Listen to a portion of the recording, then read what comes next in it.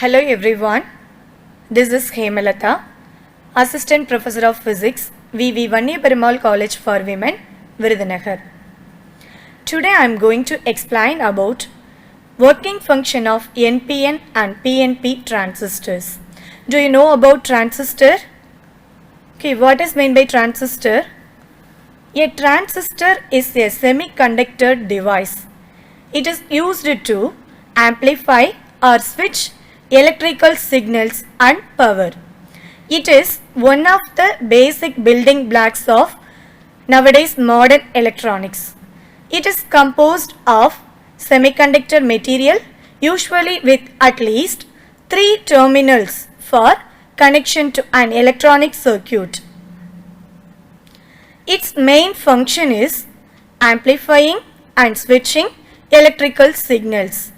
That means in the case of radio, the extremely weak signals transmitted through the air are magnified. That means amplifying.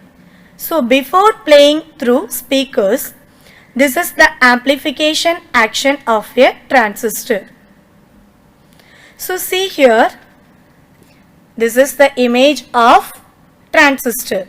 See here, it has the 3 terminals. Okay. Next, these are the symbols of PNP transistor and NPN transistor. See here, it has 3 terminals: emitter, base, collector. In NPN transistor also, it has 3 terminals: emitter, base and then collector. Okay, these are the 2 different types of transistors. First of all, generally a transistor consists of 2 PN junctions and it is formed by sandwiching either P-type or N-type semiconducting materials between a pair of opposite type. See here, a transistor consists of 2 PN junctions and it is formed by sandwiching either N-type or P-type semiconducting materials between a pair of opposite type. Okay, it is classified into 2 types. One is NPN transistor, second one is PNP transistor. What is meant by NPN transistor? In an NPN transistor, it is composed of 2 N-type semiconducting materials separated by one thin layer of P-type semiconducting material. See here, what is meant by NPN transistor? An NPN transistor, it is composed of 2 N-type semiconducting materials separated by one thin layer of P-type semiconducting material. It is called as NPN transistor. Okay.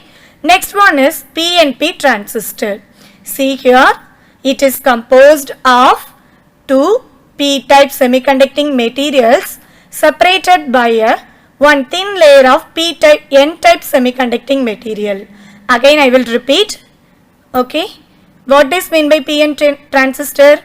See here, it is composed of 2 P-type semiconducting materials separated by a thin layer of one N-type semiconducting material. So it is called as PNP transistor. Okay. See here, from this image, we saw the different terminals. One is emitter, base and then collector. See here, it is a PNP transistor. Here also we see emitter, base and then collector. Okay. What is meant by emitter? The section on one side of the transistor, that is called emitter. The section on one side of the emitter is called emitter. One side of the transistor is called emitter. Okay. Emitter is always forward biased, so it can supply the large number of majority charge carriers. Okay. What is meant by collector? The section on the opposite side of this connection is called the collector. The section on the opposite side of this transistor connection is called the collector. So it is always reverse biased with respect to the base. So its function is removing the charge carriers in its junction with the base. Okay. Next, finally, we are going to see about the base. It is a medium section. Okay. So this medium section has two PN junctions. Two PN junctions between emitter and collector. Again, I will repeat. What is meant by base? It is a medium section. It has two PN junctions between emitter and collector. Okay. So see here in this diagram, in the emitter and the base junction is always forward biased. So the lowest resistance only allowing. Okay. It's allowing only the low resistance values only. See here in this side, the collector and base junction is always reverse biased. So it provides the high resistance to the collector circuit. Again I will repeat.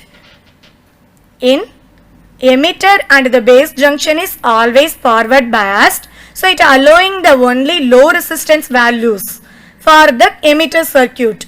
In collector region, collector and base is always reverse biased. So it provides the high resistance in the collector circuit. Okay. Next. So already I said emitter. Emitter is a segment on one side of transistor of moderate size and heavily doped material. Next, collector. It is the largest in size and it is moderately doped one. Next one is base. It is the central segment of thin size and is lightly doped material. Okay. Next, we are going to see or learn about NPN transistor. That means its working function. Okay. So before move on that, we should know about what is meant by forward biasing and what is meant by reverse biasing.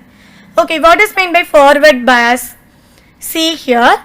The negative terminal of the transistor is connected to the negative terminal of the supply. The positive terminal of the supply is connected to the positive terminal of the transistor. So, positive to positive, negative to negative. This is called forward biasing. Again, I will repeat. So, forward biasing means the negative terminal of the transistor is connected to the negative terminal of the power supply.